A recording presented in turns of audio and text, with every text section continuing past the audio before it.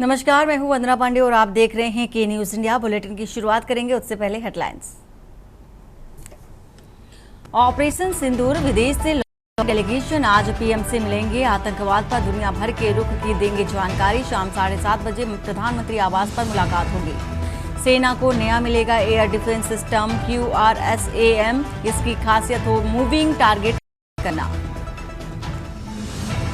और MUDA घोटाला मामले में ईडी ने की बड़ी कार्रवाई। 100 करोड़ रुपए मूल्य की 92 अचल संपत्तियां की गई कुर्क। सोनम ने आरोपियों के बुक करवाए थे ट्रेन के टिकट। प्रेमी राज इंदौर स्टेशन से लौट गया। 3 आरोपियों से बोली काम हो जाना चाहिए। देश के 6800 कोरोना केस, 68 मौतें। 24 घंटे में 300 से ज्यादा मामले बढ़े। वहीं 6 राज्यों में लू का अलर्ट की संभावना नहीं। 47.3 डिग्री सेल्सियस के साथ श्री गंगानगर सबसे गर्म। आप देख रहे हैं के न्यूज, खुद का सारथी। और वहीं राजस्थान से आ रही है बड़ी खबर। राजस्थान के टोंक में बड़ा हादसा हुआ है।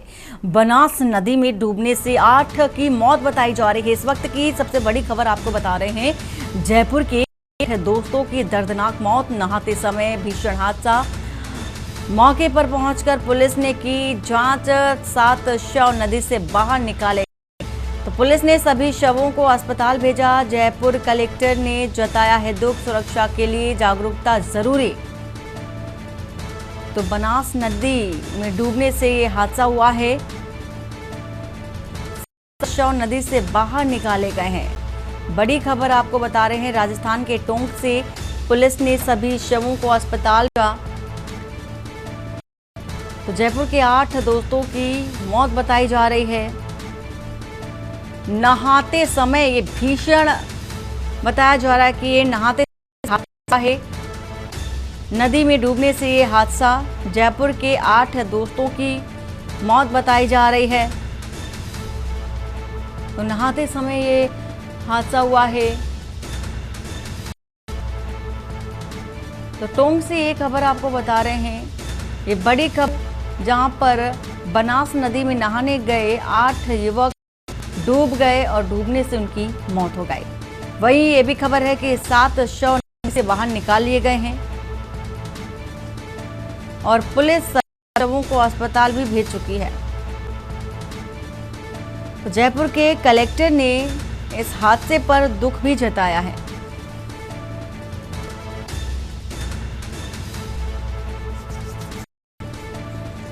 तो बड़ी खबर आपको बता रहे हैं इस वक्त की। बनास नदी में डूबने से 8 की मौत, 7 को बाहर निकाला गया नदी से। 1 की तलाश की जा रही। तो नहाते समय पूरा ये जो कि हादसा है वो हुआ है। रमाकांत गोस्वामी वरिष्ठ पत्रकार हमारे साथ इसी खबर पर है। रमाकांत, जिस तरह से देखा जा रहा है कि 1 7 8 युवक के डूबने से मौत हो गई है बनास नदी में और साथ ही 1 की अभी तलाश की जा रही है। क्या है पूरी जानकारी आपके पास? बिल्कुल, टॉप की बनास नदी में डूबने से 8 लोगों की मौत हो चुकी है। वहीं 3 युवकों को बचा लिया गया है। सूचना पर पुलिस और बचाव दल मौके पर पहुंचे। मरने वाले सभी लोग जयपुर के हसनपुरा के रहने वाले थे। ये वहां पर 11 लोग युवक लगभग 1:30 बजे पिकनिक मनाने के उद्देश्य से वहां पर गए थे और ये नहाने के लिए जैसे बनास नदी में उतरे, एक-एक करके वे सब डूब गए और स्थानीय लोगों ने और पुलिस ने उनके 8 लोगों के शव बाहर निकाले और शवों को टॉप के सदारत हॉस्पिटल में रखवाए गए। मरने वालों की उम्र लगभग 20 से 25 साल के बीच है और कहीं जयपुर जिला कलेक्टर, जिनके पास में जिला कलेक्टर का अतिरिक्त प्रभार है, वो भी जयपुर से रवाना हो चुके हैं और मौके पर भारी पुलिस बल और तमाम अधिकारी पहुंच चुके हैं। बहुत शुक्रिया पूरी जानकारी देने के लिए।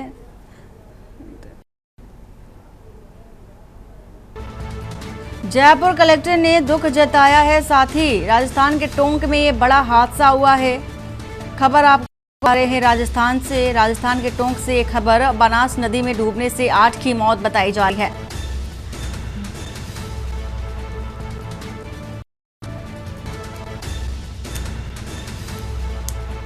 तो नहाते समय ये हादसा हुआ है। और बुलंदशहर से खबर आ रही है जहां पर दबंगों के भय से परिवार पलायन को मजबूर है। परिवार ने घर के बाहर मकान बिकाऊ है का पोस्टर भी लगाया है। आरोपी पक्ष पर दबाव बनाने का आरोप लगा है और फैसले के लिए दबाव बनाने का जो आरोप है वो लगाया जा रहा है। पुलिस पर भी दबाव में शिथिलता बरतने का भी आरोप है। बुलंदशहर से ये खबर आपको बता रहे हैं। वैसे परिवार अब पलायन को मजबूर है। परिवार ने घर के बाहर मकान बिकाऊ है का पोस्टर भी लगाया है। तो आरोपी पक्ष पर दबाव बनाने का आरोप पीड़ित लगा रहा है। के लिए दबाव बनाने का भी आरोप लगाया जा रहा है। तो पुलिस पर भी दबाव में शिथिलता बरतने का भी देखा जा रहा है, आरोप लगाया जा रहा है। 1.5 माह बाद भी आरोपियों की गिरफ्तारी न होने का आरोप। अहमदगढ़ पुलिस पर गंभीर आरोप लगाए जा रहे हैं। पीड़ित ने वीडियो बनाकर सोशल मीडिया पर पोस्ट भी किया है। थाना अहमदगढ़ क्षेत्र के मुरादनगर में पूरा मामला बताया जा रहा है। गांव मुरादनगर, थाना अहमदगढ़, जिला बुलंदशहर के हम निवासी हैं। 26/4 को हमारे घर में कुछ दबंगों ने घुसकर हमारे साथ मारपीट करी, जिसमें मेरे पापा की ये आँख फूट गई है, माता जी के मेरे सिर में भी चोट है, 10 से 12 टाँके आए थे। और हम BPL परिवार से आते हैं। अहमदगढ़ SO साहब और शिकारपुर CO साहब अभी तक ये नहीं देखने आए कि ये बात होगी ना। डूजी आ गए और जिसमें 3 आरोपी जेल में हैं। मैं इसीलिए हाथ जोड़ता हूँ मुख्यमंत्री योगी बाबा से कि हमारे साथ इंसाफ करो, हमारी रक्षा करो, हमारे परिवार की रक्षा करो। हमें डर है कि कहीं ऐसा ना हो कि दोबारा हम पे हमला ना कर दे। अनिल मीणा इसी खबर पर है। अनिल, जिस तरह से देखा जा रहा है, जो परिवार है वो पलायन को मजबूर है। दबंगों का जो भय वो देखा जा रहा है, साथ ही पुलिस की कार्रवाई न होने से भी परेशान है परिवार। पूरी जो जानकारी है वो क्या है आपके पास? जी देखिए, बिल्कुल मैं आपको बता दूं, जनपद बुलंदशहर के अहमदगढ़ थाना क्षेत्र के मुरादनगर गांव का मामला है कि अगर बताया जा रहा है कि वहाँ कई माह पहले एक झगड़ा हुआ था। झगड़े में जो एक पीड़ित परिवार है उसमें काफी गंभीर चोटें आई थी। गंभीर चोट आने के साथ साथ अगर बात की जाए तो लगातार पुलिस से वो पीड़ित परिवार ने अपने न्याय की गुहार मारा, आरोपियों के खिलाफ कार्रवाई की मांग कर रहा था। लेकिन करीब 2 माह बीतने के बाद भी अभी तक आरोपियों के खिलाफ कोई कार्रवाई नहीं हुई है। और आरोपियों की कार्रवाई न होने के साथ जो दबंग आरोपी हैं वो लगातार जो पीड़ित परिवार में उन पर फैसले का दबाव बना रहे हैं और उन्हें जान से मारने की धमकी दी जा रही है। लेकिन अगर अहमदगढ़ थाना पुलिस की अगर बात करें तो अहमदगढ़ थाना पुलिस की लापरवाही बहुत ज्यादा देखने को मिली है कि क्योंकि लगातार पीड़ित परिवार बार बार के बाद शिकायत करने के बाद भी अभी तक कोई कार्रवाई नहीं की है। और उसी के चलते पीड़ित परिवार ने परेशान होकर अपने घर पे पलायन के पोस्ट लगा दिए हैं। हालांकि पलायन के पोस्टर लगने के बाद पुलिस प्रशासन में कहीं ना कहीं हड़कंप मच गया है और पुलिस के जो आला अधिकारी हैं उन्होंने कार्रवाई की मांग की है और उन्होंने कहा कि पोस्टरों को हटा लिया जाए और जिससे कि कोई माहौल ना बिगड़ पाए। तो उसको लेकर अगर बात की जाए तो जो शिकारपुर CEO है शिव ठाकुर, उन्होंने पीड़ित परिवार को आश्वासन दिया है कि जल्दी आरोपियों के खिलाफ कार्रवाई की जाएगी। लेकिन सबसे बड़ा सवाल ये आता है कि 2 महीने बीतने के बाद भी अभी तक जो 4 आरोपी हैं वो नामजद आरोपी हैं वो अभी तक खुलेआम घूम रहे हैं और लगातार जो पीड़ित परिवार है वो उन पर दबाव बना रहे हैं। लेकिन उसके बाद भी जो अहमदगढ़ थाना पुलिस है वो कुंभकर्ण की नींद सोई हुई है और हारकर जब पुलिस के द्वारा उन्हें न्याय नहीं मिला तो उन्होंने पलायन के मजबूरी में पलायन के पोल लगा दिए जी। अब देखना ये होगा कि पुलिस के आश्वासन के बाद क्या परिवार को न्याय मिल पाता है या नहीं मिल पाता। जो दबंग लोग हैं उनके खिलाफ कार्रवाई होगी या नहीं होगी ये तो आने वाला वक्त है। फिलहाल की अगर बात करें तो कहीं ना कहीं अहमदगढ़ थाना पुलिस की कार्यशैली पर सवाल या निशान खड़े हो रहे हैं कि आखिरकार पीड़ित परिवार को अभी तक न्याय क्यों नहीं मिला है। बिल्कुल अनिल, पूरी जानकारी देने के लिए बहुत शुक्रिया आपका। खबर बता रहे हैं बुलंदशहर से। आरोपी पक्ष पर दबाव बनाने का आरोप की ओर से लगाया जा रहा है।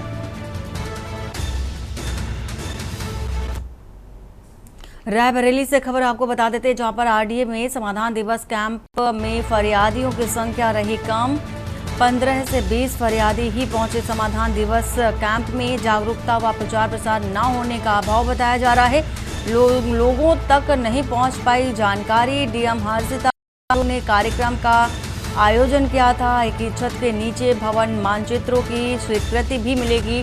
DM, SD और ADM वित्त अधीक्षक अभियंता भी मौजूद रहे। शहर के RDA दफ्तर में कार्यक्रम का आयोजन किया गया।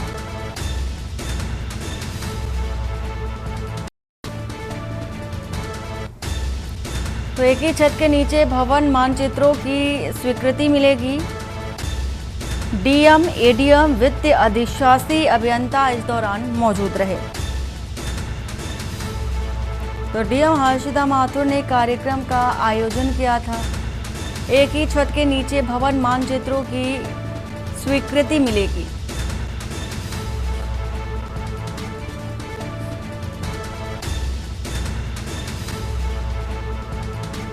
तो शहर के आरडीए दफ्तर में कार्यक्रम का आयोजन किया गया। खबर बता रहे हैं आपको रायबरेली से। केशवानंद इसी खबर पर हैं। केशवानंद, जिस तरह से देखा जा रहा है अब एक ही जगह सारी ही स्वीकृति मिल जाएगी, चूंकि जिलाधिकारी से जो कैंप लगाया गया उसमें साफ तौर पर बताया गया 15 से 20 फरियादी ही समाधान दिवस कैंप में पहुंचे थे, जिसको लेकर के ये बात सामने आई। क्या जानकारी आपके पास?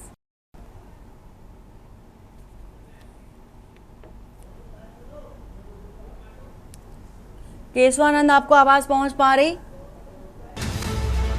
संपर्क नहीं हो सका। केशवानंद शुक्ला से छत के नीचे भवन मानचित्रों की अब स्वीकृति दी जाएगी। रायबरेली से खबर। डीएम, एडीएम, वित्त अधिशासी अभियंता समाधान दिवस के दौरान मौजूद रहे।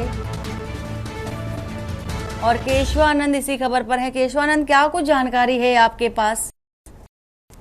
बिल्कुल, देखिए आपको बता दें पूरा मामला रायबरेली जिले के आरडीए का है, जहां पे आरडीए के परिसर में जो है समाधान दिवस कैंप का आयोजन किया गया, जिसकी खुद जो जिला अधिकारी हैं वो अध्यक्षता करती है। जिला अधिकारी माथुर की अध्यक्षता कैंप का आयोजन हुआ, लेकिन इस आयोजन में देखा गया कि जो फरियादी रहे हैं वो मात्र 15 से 20 ही फरियादी पहुंचे, क्योंकि प्रशासन की ओर से किसी भी प्रकार की जो है जागरूकता या प्रचार प्रसार नहीं की गई, जिसके चलते देखा गया कि जो फरियादी है वो नहीं पहुंच सके हैं। तो कहीं ना कहीं जो समाधान दिवस का आरडीए प्रशासन के द्वारा ये आयोजन किया गया, उसमें जो है के चलते जो है फरियादी नहीं पहुंच सके हैं, अपनी बातों को नहीं बता सके, क्योंकि अब आरडीए के द्वारा जो है अब एक ही छत के नीचे जो है मानचित्रों व जो भवन निर्माण मानचित्रों की जो स्वीकृति होनी है वो एक छत के नीचे होनी, इसको लेकर के ये समाधान दिवस कैंप का आयोजन किया गया था।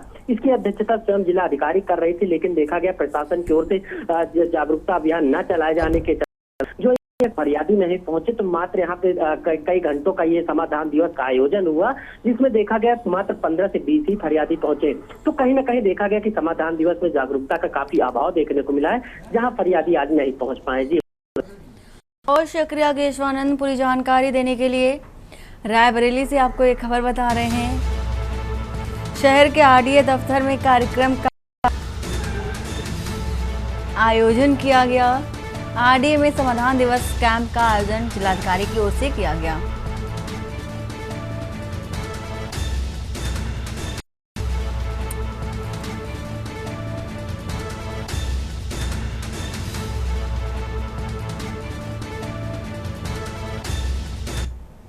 और दिल्ली से इस बीच खबर दिल्ली से बता देते हैं आपको।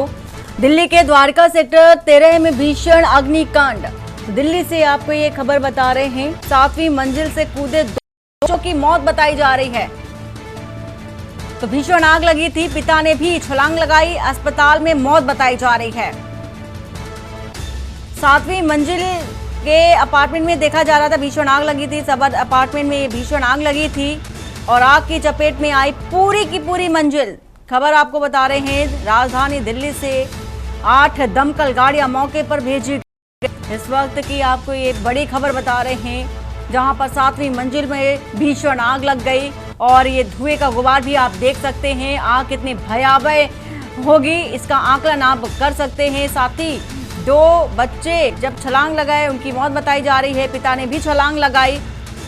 दिल्ली के द्वारका का ये पूरा मामला है। 7वीं मंजिल से कूदे 2 बच्चों की मौत बताई जा रही है और बताया जा रहा है कि पूरी की पूरी जो बिल्डिंग है वो भी इसकी चपेट में आई है। पिता ने छलांग लगाई है। सबद अपार्टमेंट की मंजिल पर भीषण आग लगी है। ये तस्वीर आपको दिखा रहे हैं। दिल्ली से आग की चपेट में आई पूरी मंजिल। ये 7वीं मंजिल की बता रहे हैं खबर, जहां पर भीषण आग लगी है। 8 दमकल की गाड़ियां मौके पर भेजी गई हैं। आग बुझाने फिलहाल जारी है। आग की लपटें इतनी भयावह नजर आ रही हैं और इसी के साथ ही पुलिस और दमकल की जो गाड़ियां हैं मौके पर पहुंच है। अभी तक घायलों की जानकारी स्पष्ट नहीं हो सकी है कि इस अपार्टमेंट में, इस बिल्डिंग में और इस मंजिल में, जो कि 7वीं मंजिल है, यहाँ पर कितने लोग मौजूद थे जब ये अग्निकांड हुआ था। 7वीं मंजिल का पूरा मामला बताया जा रहा है। 2 बच्चे कूदे जान बचाने के लिए, लेकिन वो भी मौत काल के गाल में समा गए। पिता ने भी छलांग लगाई, लेकिन अस्पताल में मौत बताई जा रही है। सबद अपार्टमेंट की ये घटना, मंजिल पर भीषण आग और धुएं का गुबार आप देख सकते हैं। पूरी की पूरी दिल्ली में दहशत का माहौल, आग की चपेट में आई पूरी मंजिल। और दिल्ली के द्वारका की ये घटना आपको दिखा रहे हैं, सबद अपार्टमेंट की ये तस्वीर, जहां पर भीषण आग लगी है। और साथ ही पुलिस और एम्बुलेंस की टीमें भी मौके पर मौजूद है, दमकल की गाड़ियां भी मौके पर मौजूद हैं। आग बुझाने का जो काम है वो किया जा रहा है। तो तस्वीर आपको दिखा रहे हैं। अभी तक घायलों की जो स्थिति है, घायलों को लेकर के कोई भी जो पिक्चर है, तस्वीर है, वो स्पष्ट नहीं हो सकी है। ये तस्वीर फिलहाल आपको दिखा रहे हैं, 7वीं मंजिल की ये तस्वीर है पर भीषण आग लगी थी। इस दौरान कितने लोग यहाँ पर मौजूद थे, उपस्थित थे, अभी इसकी कोई भी पुष्टि नहीं हो सकी है। ये खबर द्वारका की है, आपको दिखा रहे हैं द्वारका से ये तस्वीर, जहाँ पर भयंकर आग लगी है। ये भयावह तस्वीर आपको दिखा रहे हैं 7वीं मंजिल की, जहाँ पर धुएं का गुबार उठता। और इसी के साथ ही साथ जो दमकल की गाड़ियां हैं मौके पर पहुंची, किसी तरह से आग बुझाने को लेकर के जुटी हुई हैं। पुलिस की गाड़ियां मौजूद हैं और एम्बुलेंस भी साथ में पहुंच चुकी है। जो घायल है, घायलों की स्थिति अभी स्पष्ट नहीं हो सका है कि कितने घायल हैं। फिलहाल ये खबर है कि 2 बच्चों ने जान बचाने के लिए बिल्डिंग से छलांग लगा दी, लेकिन उनकी मौत बताई जा रही है। पिता ने भी छलांग लगाई, लेकिन उन्होंने भी अस्पताल में दम तोड़ दिया। तो ये खबर आपको बता रहे हैं दिल्ली से, ये तस्वीर भी दिखा रहे हैं जहां पर भयानक भयंकर आग लगी है।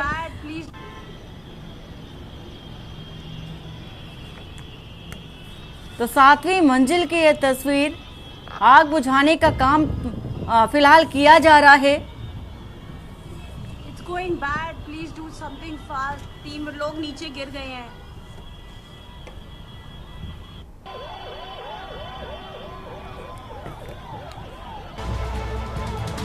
और वहीं बुलंदशहर से आ रही है खबर, जहां पर गंगा स्नान कर लौट रहे श्रद्धालुओं पर मला ट्रैक्टर ट्रॉली को रोककर लाठी डंडों से हमला किया। मारपीट और हमला करने का वीडियो भी वायरल हुआ है। हमला करने वाले विशेष समुदाय वर्ग के आरोपी बताए जा रहे हैं। डिबाई अनूप शहर रोड मखेना नहर के पास का ये मामला, जहां लाठी डंडों से पिटाई की गई।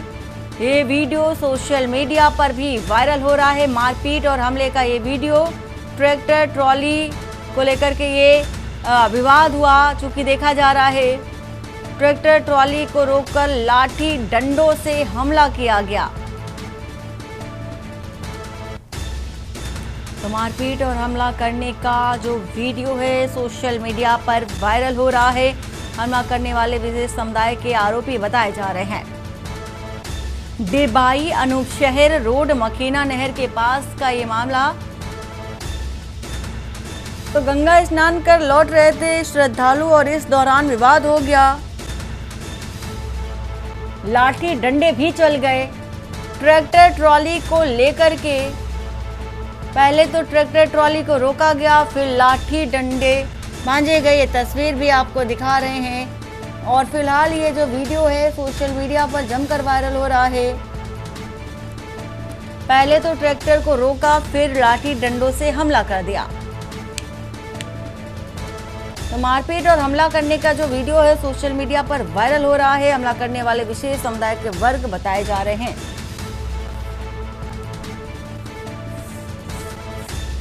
डिबाई अनूप शहर रोड मखेना के पास का ये मामला।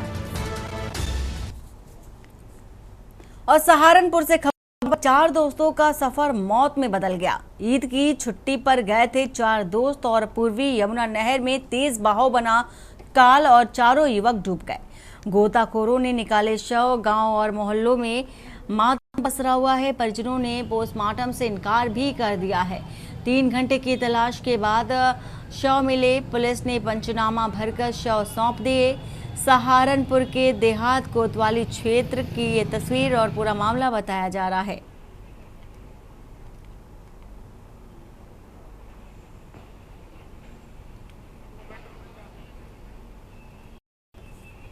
तो 4 दोस्तों के डूबने से बताया जा रहा है कि मौत हो गई है।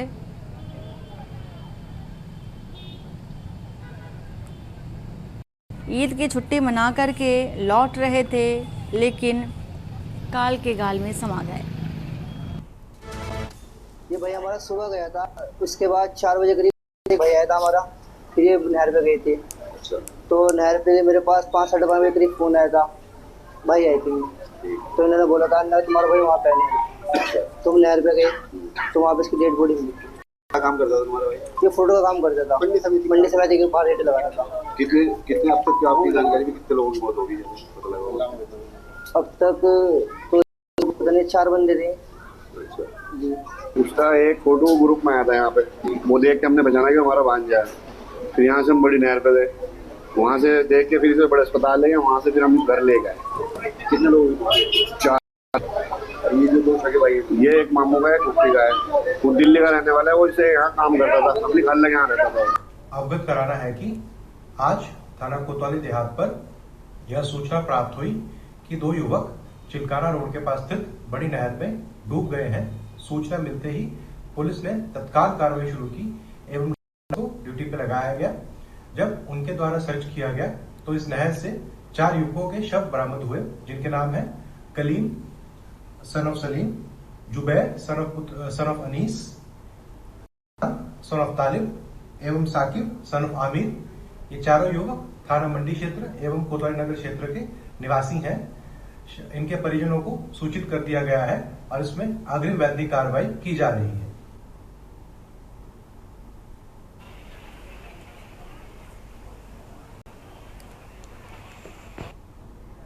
परवेज आलम इसी खबर पर हैं। परवेज, जिस तरह से देखा जा रहा है पूर्वी यमुना नहर में तेज बहाव के चलते 4 जो युवक हैं, दोस्त हैं, वो डूब गए, जिसके चलते मौत बताई जा रही है। पूरी जानकारी विस्तार से बताइए। जी बिल्कुल, आपको बता दूं पूरा मामला जनपद सहारनपुर के देहात कोतवाली इलाके के चिलकाना रोड पर स्थित जो है बड़ी नहर का है, जहां ईद की छुट्टियां मनाने के लिए 4 दोस्त मौज मस्ती करने के लिए निकले थे।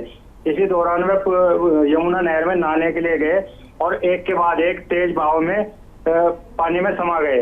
मौके पर मौजूद लोगों ने उन्हें बचाने का प्रयास किया, लेकिन असफल रहे। बाद में सूचना मिलने पर कोतवाली पुलिस मौके पर पहुंची और गोताखोरों को बुलाया गया। गोताखोरों द्वारा घंटों सर्च अभियान चलाया गया, जिसके बाद जो है चारों के बाद शव एक के बाद एक बरामद कर लिए गए। परिजनों के आग्रह पर जो है शवों को पंचनामा कर बिना पोस्टमार्टम कराए परिजनों को सौंप दिया गया। घटना से ईद की खुशियां जो है मातम में बदल गई हैं। जी बहुत शुक्रिया पूरी जानकारी देने के लिए परवेज।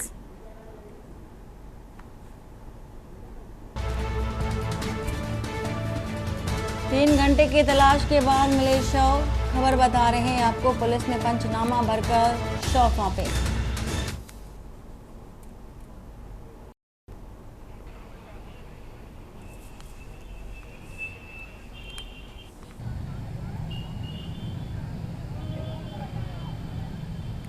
और अलीगढ़ से खबर बता रहे हैं, जहां पर शिक्षकों का अनोखा प्रदर्शन। शिक्षकों ने बीएसए पर भ्रष्टाचार का आरोप लगाया और भ्रष्टाचार का आरोप लगा करके भीख मांगी। भीख मांगते हुए कलेक्ट्रेट में ज्ञापन देने पहुंचे शिक्षक। बीएसए को घूस देने के लिए कटोरे में भीख मांगी। घूसखोरी भ्रष्टाचार में संलिप्त होने का आरोप लगाया।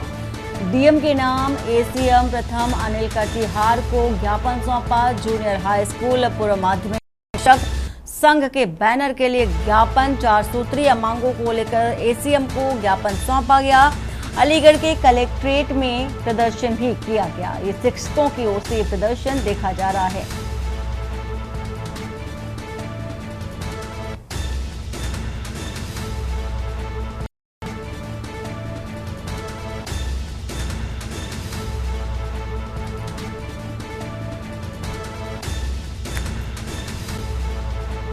तो 4 सूत्रीय मांगों को लेकर के एसीएम को ज्ञापन सौंपा गया डीएम के नाम। और अलीगढ़ के कलेक्ट्रेट में प्रदर्शन भी देखा जा रहा है। भीख मांग कर प्रदर्शन किया गया और ज्ञापन भी सौंपा गया है एसीएम को। अलीगढ़ के शिक्षकों का ये अनोखा प्रदर्शन। तो शिक्षकों ने बीएसए पर भ्रष्टाचार का आरोप लगाया, भीख में मांगी। और वक्त हो चला एक छोटे से ब्रेक का। ब्रेक के बाद जल्द हाजिर होते हैं।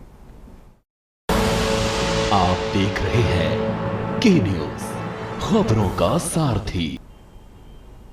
ब्रेक के बाद आपका स्वागत है। बुलंदशहर से खबर है जहां पर लोगों को बेहाल किए हैं जून माह की भीषण गर्मी। पूरे दिन सूरज की आग लोगों को बेहाल करती नजर आ रही है। आम और खास सहित पशु पक्षी व जीव जंतु भी परेशान हैं। ट्यूबवेल, नहर, नदी, तालाब और स्विमिंग पूल सहारा बन रहे हैं। बाजार में बढ़ी लस्सी, शरबत, शिकंजी और जूस की डिमांड। जिले में पारा पार हो रहा है। 42 डिग्री सेल्सियस तापमान पहुंच चुका है। 42 से 43 डिग्री पारा पहुंचने के चलते लोग परेशान हैं। तपती गर्मी से परेशान हैं। घर से कैसे बाहर निकले ये को मजबूर हैं। साथ ही जो पेय पदार्थ हैं, जूस और इसी के साथ ही जल को लेकर के नदियों का सहारा पशु पक्षी भी ले रहे हैं। लोगों की तस्वीर भी आपको दिखा रहे हैं जहां पर तपती गर्मी से, तपती धूप से परेशान हैं। और जो तापमान है 42 से 43 डिग्री पहुंच रहा है, जिससे परेशानी का जो सबब देखा जा रहा है भीषण गर्मी को। आम और खास लोग परेशान हैं। ट्यूबवेल, नहर, नदी, तालाब और स्विमिंग पूल अब सहारा बनते नजर आ रहे हैं। तो इसी के साथ ही बुलंदशहर से तस्वीर दिखा रहे हैं। लोगों को बेहाल किए हैं जून माह की भीषण गर्मी और बारिश का इंतजार भी किया जा रहा है, लेकिन अभी भी मौसम में तब्दीली नहीं देखी जा रही है। चूंकि आए दिन नित्य दिन जो टेम्परेचर है, तापमान है, उसमें बढ़ोतरी देखी जा रही है। लोग परेशान हैं, ना सिर्फ इंसान बल्कि जो जानवर हैं, पशु पक्षी हैं, वो भी अब परेशान होते नजर आ रहे हैं। आसरा बसेरा ढूंढते नजर आ रहे हैं। गर्मी से कैसे राहत मिले, निजात कैसे मिले, इसको लेकर के भी जो साधन है उसको जुटाने की कोशिश कर रहे हैं। पोखर का सहारा ले रहे हैं, नदियों का सहारा ले रहे हैं।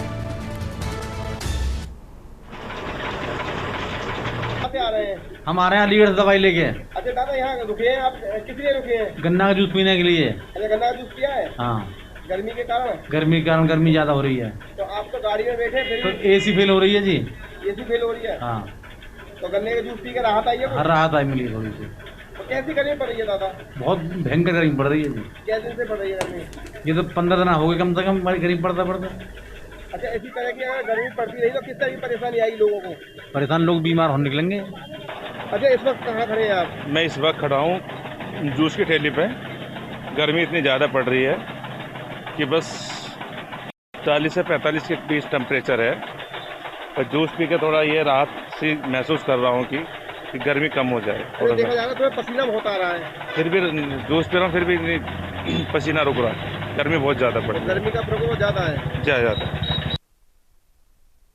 उत्तर प्रदेश में लगातार गर्मी का सितम बढ़ता हुआ जा रहा है। लगातार बात करें जिस तरह से जो पहले मौसम विभाग के द्वारा अनुमान लगाए जा रहे थे कि मानसून आने वाले, लेकिन मानसून तो नहीं आए। और जो नौतपा थी, जो सबसे ज़्यादा भयंकर गर्मी पड़ती है, लेकिन इस वक्त गर्मी ने नौतपा को भी फेल कर दिया है। और लगातार देखा जा रहा है जो टेम्परेचर की बात करें, पश्चिमी उत्तर प्रदेश के जनपद बुलंदशहर में 40 से 45 डिग्री सेल्सियस के आसपास टेम्परेचर है। और देखिए लगातार अगर बात की जाए तस्वीरों में आप देख सकते हैं, ये जो मार्ग है ये अनूप शहर और अलीगढ़ मार्ग है, जो कि इस मार्ग पर देखा जा रहा है लगातार बहुत वाहन चलते थे, लेकिन गर्मी के कारण बहुत वाहन कम चल रहे हैं। देखिए एक जूस की ठेली है और जूस की ठेली लगा रखी है। लगातार यहाँ लोग आ रहे हैं और जूस वाले करते हैं भैया से क्या किस तरह के लोग यहाँ आ रहे हैं। क्या भैया क्या नाम है?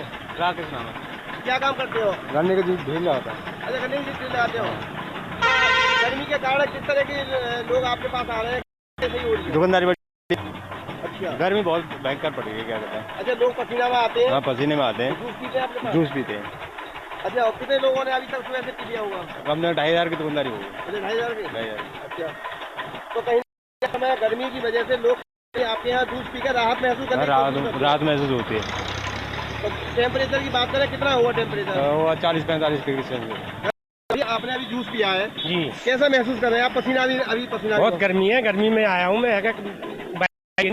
मिनी की नहर पे आकर जूस पिया हूँ, तो पसीना अभी आ रहा है। तो थोड़ी देर पसीना खत्म होगा, थोड़ी देर बाद। बहुत गर्मी है। हमारे साथ जो राहगीर है वो भी मौजूद थे, गन्ने के जूस वाले ठेली वाले भी मौजूद थे। उनका कहना ये है कि गर्मी बहुत ज़्यादा अधिक पड़ी हुई है उत्तर प्रदेश में। लगातार का सितम बढ़ता हुआ जा रहा है और गर्मी के कारण लोगों को काफ़ी परेशानी का सामना करना पड़ा है, क्योंकि जो आसमान से जिस तरह से आग बरस रही है उसमें कहीं ना कहीं लोगों को काफ़ी परेशानी है। क्योंकि लोगों की अगर बात की जाए तो स्वास्थ्य विभाग के लोगों ने, अधिकारियों ने भी सुबह अगर बात की जाए लेके 4 बजे से 4 बजे तक घर से निकलने के लिए मना कर दिया था। उसके बाद लोग कहीं ना कहीं घर से बाहर कम निकल रहे हैं। रोडों पर देखा जा रहा है सन्नाटा पसरा हुआ है और लगातार लोगों को कहीं ना कहीं गर्मी के कारण काफ़ी परेशानी का सामना करना पड़ रहा है। अनिल मीना, के इंडिया, बुलंदशहर।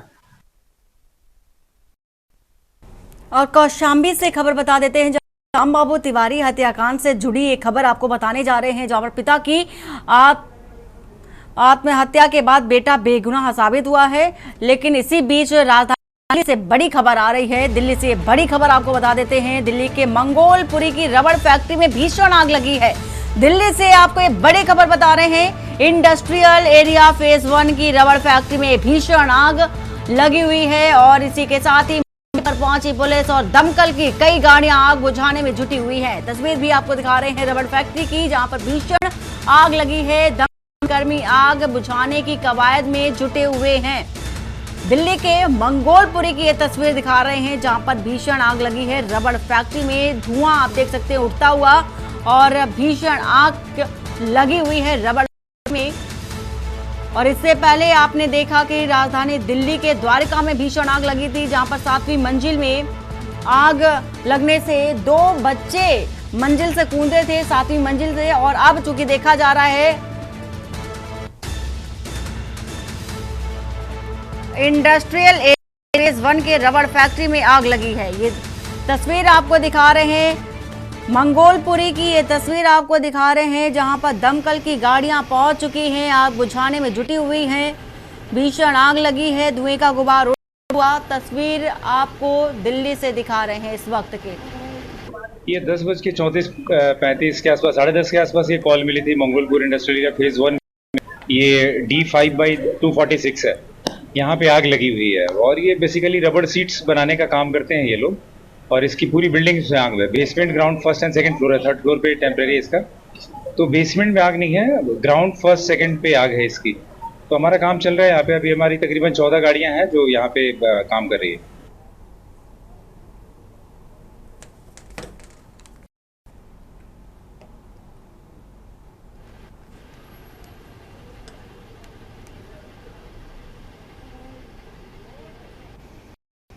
तो दिल्ली की रबड़ फैक्ट्री में भीषण आग लगी है और इसी के साथ ही 13 से 14 जो दमकल की गाड़ियां वो मौके पर पहुंची हैं, आग बुझाने में जुटी हुई हैं।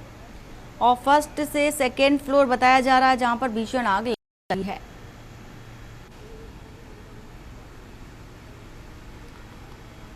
दीपक राणा इसी खबर पर हैं। दीपक, जिस तरह से देखा जा रहा है कि रबड़ फैक्ट्री में भीषण आग लग गई, आग लगने का कारण क्या स्पष्ट हो सका है? जी, हेलो जी, आवाज पहुंच रही है आपको? जी पहुंच रही है आवाज जी। दीपक, जिस तरह से देख रहे हैं भयानक आग लगी है रबड़ फैक्ट्री में, आग किन कारणों की वजह से लगी है, क्या कुछ पता चल सका?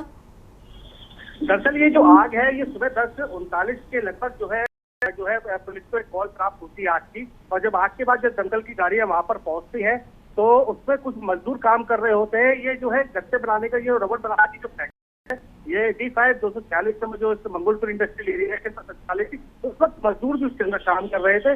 तो बताया जा रहा है कि वहां पर जब ये पहुंचे तो आग लगी हुई थी। ग्राउंड फ्लोर की 3, 1st, 2nd, 3rd फ्लोर है। ग्राउंड फ्लोर पर छोड़कर बाकी फ्लोरों पर जो है आग लगी हुई थी। जब दमकल कर्मी वहां पहुंचे तो उन्होंने आग पर काबू पाने का प्रयास किया, लेकिन आग इतनी भयंकर थी कि उस पर काबू पाना मुश्किल हो रहा था। इसकी वजह से दमकल की मंगाई गई, जिससे एक रोबोट मशीन भी थी जो दिल्ली फायर सर्विसेज की, जो रिमोट से संचालित होकर जो है अंदर के हिस्से में जो है वहां पर आग बुझाने का काम कर रही थी। इसके साथ में वहां पर जो है एम्बुलेंस और दिल्ली पुलिस की टीम भी वहां पर मौजूद थी, ताकि कोई अप्रिय घटना ना हो सके। उस वक्त मजदूर भी थे उस फैक्ट्री के अंदर जब ये हादसा हुआ, जो लगभग 1.5 से 2-3 घंटे तक मशक्कत के बाद जो है आग पर काबू पा लिया गया। और साथ ही साथ मैं आपको बता दी तो कि और अन्य राज्य में जो है गर्मी जिस तरीके से भीषण बढ़ती जा रही है, कहीं ना कहीं जो है ये जो सुरक्षा के जो नियम है जो है उसमें उन्होंने नहीं उसको फॉलो किया, जिसकी वजह से है कि कहीं ना कहीं ये जो है आग का कारण बनी हो। लेकिन फिलहाल में भी इस पर कोई आधिकारिक पुष्टि नहीं आई है कि आग किन कारणों से लगी और ना ही किसी के हताहत होने की खबर है। दीपक, जब आग लगी थी, जिस वक्त ये आग लगी थी, उस समय कितने मजदूर काम कर रहे थे? की जानकारी मिल पाई? जी, इसके अंदर लगभग जो है मजदूर जो है करीबन जो 60 से 70 मजदूर, ऐसा सूत्रों के अनुसार बताया जा रहा है। लगभग जो है 60 से 70 जो मजदूर वो सभी जो है, क्योंकि आप जैसे आपको बताया कि ग्राउंड फ्लोर और जो है उसके ऊपर जो है फर्स्ट सेकंड थर्ड 3 फ्लोर थे, तो लगभग जो है सभी फ्लोर पर कहीं ना कहीं कुछ ना कुछ मजदूर थे। जैसे आग लगी उसके बाद से तुरंत मजदूरों को वहां से बाहर निकाल दिया गया और तुरंत जो है कॉल करी गई और उसके बाद कॉल करने के बाद केमिकल सेवा पहुंची और आग पर काबू पाने का काम किया। बहुत शुक्रिया दीपक पूरी जानकारी देने के लिए। दमकल कर्मियों ने आग बुझाने की कवायद शुरू कर दी है। दिल्ली के मंगोलपुरी की फैक्ट्री में ये आग लगी है और जैसा कि हमारे समाचार बता रहे थे कि जो मजदूर काम कर रहे थे उन्हें बाहर निकाल लिया गया है। मौके पर पहुंची पुलिस और दमकल की कई गाड़ियां आग बुझाने में जुटी हुई हैं। और कौशल से खबर है जहां पर रामबाबू तिवारी हत्याकांड से जुड़ी आपको ये खबर बता रहे हैं। पिता की आत्महत्या के बाद बेटा बेगुनाह साबित हुआ है। रेप केस तक रामबाबू का बेटा विवेचना में रेप और पॉक्सो की धारा हटाई गई है। पीड़िता ने मां के दबाव में आरोप लगाया और आरोप लगाने की बात कबूली है। आरोपी धन्नू तिवारी को रिहा करने का आदेश दिया। धन्नू तिवारी जेल से छूटने के बाद अपने घर पहुंचा। घर पहुंचते ही मां से लिपटकर रोया। धन्नू तिवारी परिजनों ने मुख्यमंत्री मुआवजा और सुरक्षा की भी मांग की है। तो कौशाम्बी आपको ये खबर बता रहे हैं। धन्नू तिवारी जेल से छूटने के बाद अपने घर पहुंचा और मां से लिपटकर रोया है। घर पहुंचते ही मां से लिपटकर रोया धन्नू तिवारी। तो आरोपी धन्नू तिवारी को रिहा करने का आदेश जारी किया गया है और बताया जा रहा है कि जेल से छूटने के बाद वो सीधा अपने घर पहुंचा और मां तो बेगुनाह साबित हुआ है धन्नू तिवारी।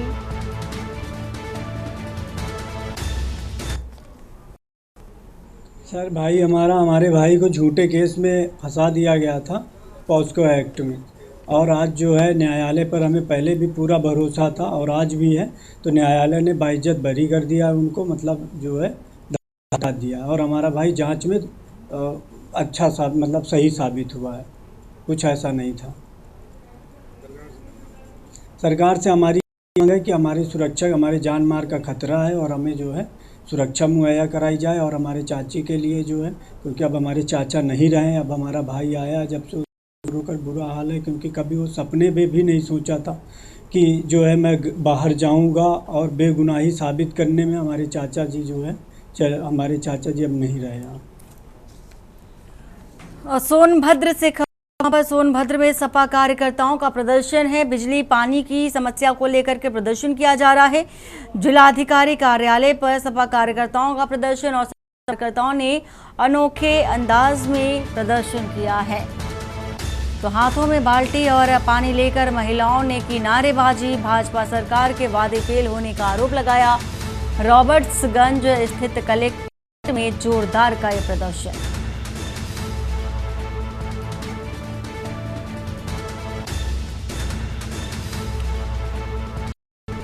तो सपा कार्यकर्ताओं ने अनोखे तरीके से ये प्रदर्शन किया है। सोनभद्र में हाथों में बाल्टी लेकर के और पानी लेकर के महिलाओं ने नारेबाजी की।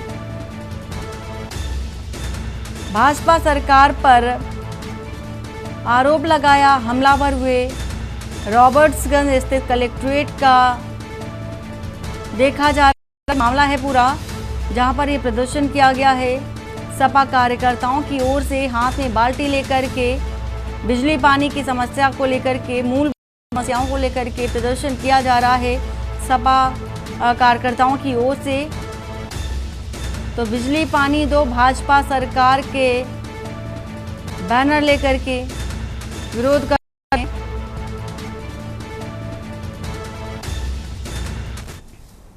रायबरेली से खबर, जहां पर कोविड किट की भारी कमी देखी गई। स्वास्थ्य विभाग की लापरवाही से गहराया है। नोडल अधिकारी ने खुद उजागर की है सच्चाई। वहीं कोविड जांच किट न होने से नहीं हो रही है जांच। खबर बरेली से बता रहे हैं, शासन को भेजा गया डिमांड लेटर। अधिकारी अस्पतालों में बढ़ रही मरीजों की भीड़ और शासन सख्त है, जिला प्रशासन लापरवाह। यूपी के कई जिलों में कोविड के जो केस हैं वो निरंतर बढ़ रहे हैं, जिसको लेकर के स्वास्थ्य विभाग पूरी तरह से अलर्ट है। बुनियादी सुविधाओं को प्रदान करने के लिए कोशिश भी की जा रही, लेकिन अस्पतालों की बात कर ले, लंबी लाइनें मरीजों की दिखाई देती हैं। अस्पतालों में मरीजों की जो संख्या है बढ़ती जा रही है। शासन सख्त, जिला प्रशासन लापरवाह नजर आ रहा है। बरेली में अपना स्वास्थ्य विभाग जो है ना पूरी तरह से तैयार और सारी चीज़ों की तैयारियां लगभग फिट हो गई हैं। रह गई बात जो चीज़ें अभी हमारे पास किट वगैरह है वो आनी है स्टेट से, तो उनको अभी हम जो है ना लेने हैं और लेकर के फिर हम सब जगह डिस्ट्रीब्यूट करके अपनी हर PSC CSC और जिला अस्पताल सब जगह जो है इसको शुरू कर देंगे। फ्रूट जांच किट नहीं है अभी तक तो नहीं आई है, आने वाली है। क्या लग रहा है ऐसे कोई पॉजिटिव हो जाए कैसे जांच होगी? अरे कोविड पॉजिटिव दरअसल ऐसा है ना कि इससे घबराने की और पैनिक करने की जरूरत नहीं है, क्योंकि कोई भी इस तरह के सिम्टम्स और इस नहीं आ रहे हैं जिसमें कोई मॉर्टेलिटी यानी मौत की वो है। इस समय कोई इस तरह का है नहीं, और चूंकि ये वायरल है और वायरल में बहुत चीज़ें तो ऐसी आती है कि जो है ना अगर वायरल इन्फेक्शन है तो पता चला हम जो है ना किट से भी अगर जांच करें तो पता चला है किसी और चीज़ का वायरल, वो भी उसमें आ जाता है। और वहीं रायबरेली से खबर आपको बता देते हैं, ऑपरेशन सिंदूर में घायल सैनिक पहुंचा रायबरेली। भूपेंद्र वाजपेयी आज अपने गृह जनपद पहुंचा रायबरेली। CO सिटी अमित सिंह सहित पुलिसकर्मियों ने स्वागत किया। शहर स्थित रेलवे स्टेशन पर जवान का स्वागत सत्कार किया गया।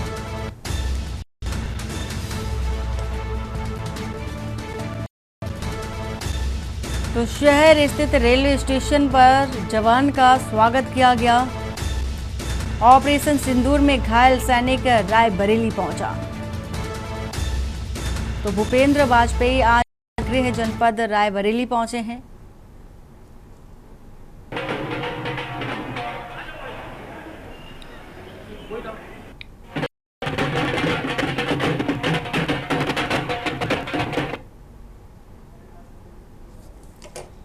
और आगरा के थाना शमशाबाद पुलिस सर्विलांस टीम और SOG टीम को मिली बड़ी सफलता।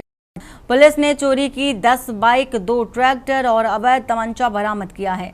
पुलिस ने 3 शातिर चोरों को गिरफ्तार किया है, जबकि एक चोर फरार बताया जा रहा है, जिसे पुलिस तलाश कर रही है। पुलिस ने बरामद वाहनों की कीमत लगभग 20 लाख रुपए बताई है। पुलिस ने इन चोरों को मुखबिर की सूचना पर इरादत नगर तिराहे से पकड़ा है। पकड़े गए चोरों ने पुलिस को बताया है कि वह चोरी की गई जो गाड़ियां हैं उसको राजस्थान में बेचने की तैयारी कर रहा था। गिरफ्तार चोर फतेहाबाद, इरादतगंज, इरादत नगर, गढ़ी उदय राज के निवासी हैं, जबकि एक चोर राजस्थान निवासी हीरा सिंह फरार होने में कामयाब हो गया है, जिसे पुलिस तलाश कर। पुलिस पूछताछ में चोरों ने कबूला है कि वह संगठित गिरोह बनाकर बाइक, ट्रैक्टर चोरी करते थे। पुलिस ने बताया कि बरामद पल्सर और बुलेट फिरोजाबाद और धिमश्री से चोरी की गई थी। चोर वाहनों को बेचने के लिए मधुपुर में झाड़ियों में छिपा कर रखते थे।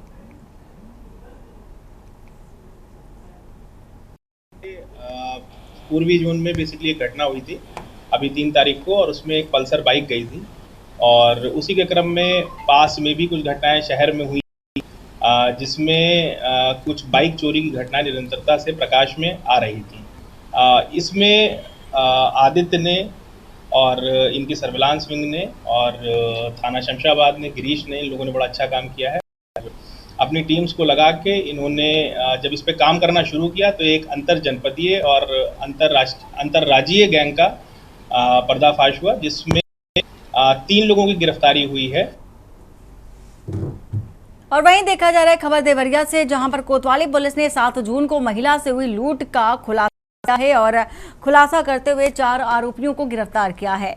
लुटेरों ने महिला से 40,000 नगद, गहने, मोबाइल छीन लिए थे। पुलिस ने आरोपियों के पास से लूट का सामान, नकदी और लूटपाट की वारदात को अंजाम देने में बाइक बरामद कर ली है। घटना के बाद SP विक्रांत वीर ने 3 टीम गठित कर खुलासा करने की जिम्मेदारी सौंपी थी। टीमों ने तलाश जारी हुए मुखबिरों की सूचना पर आरोपी आरिफ अंसारी, किशन भारती, देव और अभय कुमार को अमेठी चौराहे से गिरफ्तार कर लिया है और जांच में देखा जा रहा है कि आरोपियों के पास से लूट का सामान भी बरामद किया गया है।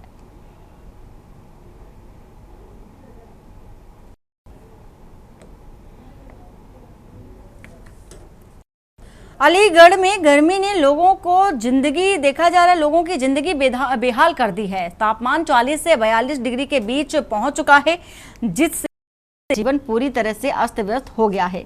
तेज धूप और तपती लू के चलते लोगों का घर से निकलना दूभर हो गया है। खासकर मजदूर वर्ग को काम करने भारी समस्या का सामना करना पड़ रहा है।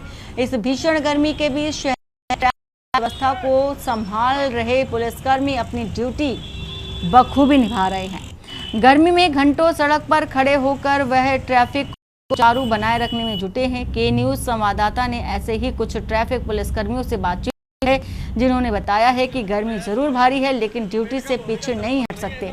इस मुश्किल हालात में ट्रैफिक पुलिस की सेवा भावना और जिम्मेदारी की तारीफ है। वहीं प्रशासन से अपील की जा रही है कि गर्मी से जूझ रहे इन पुलिसकर्मियों को राहत पहुंचाने के लिए अतिरिक्त सुविधाएं भी उपलब्ध कराई जाएं। देखिए, जून मास में गर्मी बहुत ज़्यादा पड़ी है, लेकिन 4 दिन में गर्मी का जैसा प्रकोप देखा गया है, आम जनजीवन पूरी तरीके से त्रस्त हो गया है। जीव जंतु बहुत परेशान हैं। गर्मी की वजह से लोगों का घर से निकलना भी दूभर हो गया। गर्मी बहुत प्रचंड पड़ रही है। अच्छा, देखा जा रहा है अलीगढ़ टेम्परेचर करें तो करीब 40-42 डिग्री के आसपास है टेम्परेचर। तो उस समय किस तरह की दिक्कतें आती हैं, जिस तरह अगर इमरजेंसी कोई काम हो तो? दिक्कत है गर्मी में, यदि आदमी बाहर निकलता है तो ये समझिए कल तो इतनी गर्मी थी कि बिल्कुल आग बरस रही थी। मैं भी स्कूटी पर गया था तो ये ऐसा लग रहा था कहीं चेहरा गया है। इस तरीके की गर्मी का कल प्रकोप था। तो मुझे लगता है अभी गर्मी कुछ दिन और पड़ने वाली है, तो इससे राहत कहीं ना कहीं जनता को गर्मी को लेकर परेशानी है। लोग दिखाई नहीं दे रहे, सड़कों पर दिखाई नहीं दे रहे, लोग अपने घरों में कैद हैं, अपना घर पे रह रहे हैं। काम निकलने जो काम जिन्हें है उन्हें तो निकलना ही निकलना है, अपना पेट पालना है तो निकलना है। गर्मी हो है। क्या काम करते हो? साथ में। अच्छा कालू, किस तरह की दिक्कतें आ रही है? जिस तरह से देखा जा रहा है गर्मी का प्रकोप लगातार बढ़ता जा रहा है, बढ़ता चला जा रहा है। मजदूरी में बहुत दिक्कतें आ रही हैं सर, और बहुत ही समस्याएँ ऐसी हैं कि कुछ सरकार को करना चाहिए। पानी व्यवस्था या वैसे वगैरह। अच्छा, कहीं प्याऊ वगैरह की व्यवस्था है? कहीं पानी की व्यवस्था करी है सरकार ने, तो आज करी है, मगर थोड़ा सा और करना चाहिए। अच्छा, मजदूरी करने जाते हो तो उस समय किस तरह की दिक्कतें आती है जब गर्मी लगती है? तो बहुत ज़्यादा गर्मी लगती है तो सर होता ही है कि मजदूरी सरकार दे, मजदूरों की व्यवस्था। तो पेट पालन की वजह से काम करना पड़ता है। पेट पालन की वजह से काम करना पड़ता है। पश्चिमी उत्तर प्रदेश में लगातार गर्मी का सितम बढ़ता हुआ जा रहा है। अगर बात की जाए 4 दिन से लगातार अगर गर्मी की बात करें तो गर्मी की स्थिति है, और अगर टेम्परेचर की बात करें तो 40 से 42 डिग्री टेम्परेचर। और इस वक्त हम मौजूद हैं जनपद अलीगढ़ के क्वासी चौराहे पे। देखिए, ये वो व्यस्त चौराहा है जहाँ की अगर बात 24 घंटे इतनी भीड़ रहती है कि जो पुलिसकर्मी है, जो ट्रैफिक के जो पुलिसकर्मी है, वो कहीं ना कहीं उनके ट्रैफिक को कम करने में पसीना छूट जाते हैं। देखिए, अगर बात की तस्वीरों में आप देख सकते हैं कि गर्मी की वजह से कुछ ना कुछ जो लोग हैं वो घर से कम निकल रहे हैं। और देखिए, मेरे साथ एक भैया मौजूद हैं जो यहाँ सुरक्षा व्यवस्था में लगे हुए हैं। इनसे हम बात करते हैं किस तरह की। क्या नाम भैया?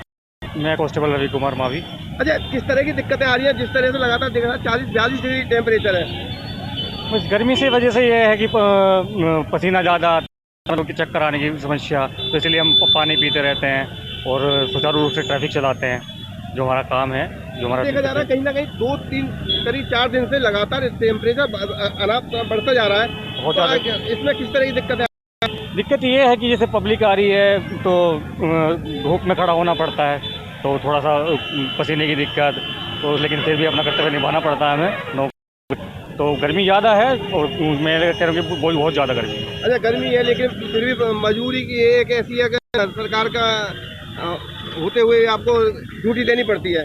ये हमारा कर्तव्य है और सरकार ने हमारी ये ड्यूटी दी है, तो इसका हम वफादार रहना चाहिए और हमारा काम है कि जनता की सेवा करना, तो उसके लिए हम तत्पर हैं। देखिए हमारे साथ ट्रैफिक पुलिसकर्मी मौजूद थे। देखिए इनका कहना ये है कि गर्मी के बावजूद हमको ड्यूटी करना हमारा अब की बार गर्मी बहुत ही अधिक है। लगातार देखा जा रहा है कि बताया जा रहा है कि 22 साल का रिकॉर्ड अब गर्मी तोड़ रही है, क्योंकि पश्चिमी उत्तर प्रदेश गर्मी का सिस्टम जिस तरह से बढ़ता जा रहा है। अच्छा, इस चौराहे की अगर हम बात करते हैं तो ये वो चौराहा है जनपद अलीगढ़ का जहां सबसे ज़्यादा भीड़ रहती है, सबसे ज़्यादा ट्रैफिक रहता है। लेकिन अगर आज की बात करें तो इस वक्त अगर बात की जाए तो करीब 12 बजे हुए। 12 बजने के साथ साथ अगर देखा जाए गर्मी में लोग कुछ ना कुछ कम कर रहे हैं, लेकिन उसके बाद भी कहीं ना कहीं लोगों को काफ़ी परेशानी का सामना करना पड़ा है।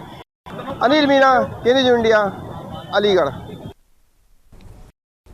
और इसी बीच जौनपुर से आ रही है खबर। जौनपुर से बता देते हैं, नेताओं के मारपीट का लाइव वीडियो सामने आया है।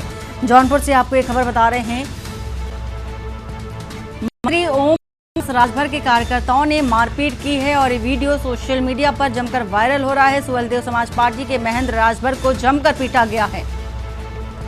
जौनपुर से खबर, महेंद्र राजभर सुहेलदेव समाज पार्टी के राष्ट्रीय अध्यक्ष और महेंद्र राजभर सुहेलदेव समाज पार्टी के राष्ट्रीय अध्यक्ष जमकर मारपीट हुई है। वीडियो सोशल मीडिया पर सामने आया है। ओम प्रकाश राजभर से बागी होकर बनाई थी पार्टी और अब चूंकि मारपीट देखी जा रही है, नाराज समर्थकों के बीच ये मारपीट का वीडियो सोशल मीडिया पर वायरल हो रहा है। नेताओं के मारपीट का लाइव वीडियो सामने आया है। जौनपुर से ये तस्वीर दिखा रहे हैं। ओपी राजभर के कार्यकर्ताओं ने मारपीट की है और सुहेलदेव समाज पार्टी के महेंद्र राजभर को जमकर पीटा। तो हम लोगों की पैरवी नहीं की। और बुलेटिन फिलहाल इतना ही। बाकी की खबरों के लिए बने रहिए आप के न्यूज़ इंडिया के साथ। नमस्कार।